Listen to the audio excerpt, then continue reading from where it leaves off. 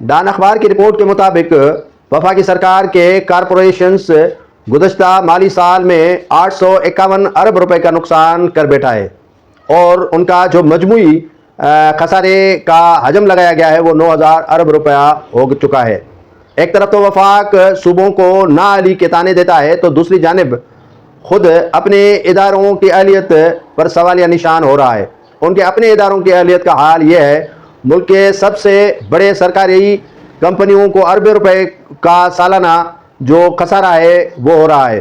ملک کے تمام مسکین افراد کے اوپر بڑے بڑے ٹیکس لگائے جا رہے ہیں اور سرکاری کارپوریشنز میں مہنگے بیوروکریٹس کے جو اخراجات ہیں ان میں کمی نہیں کی جا رہی ہے۔ یہ ہے وفاقی سرکار کے اعداد و شمار اور نقصانات کا تخمینہ، جن کا احساس ان اشرافیوں کو نہیں ہو رہا ہے اور ٹیکسز غریب پر جو ہے وہ نافذ کرنے میں کوئی کسر نہیں چھوڑ رہے۔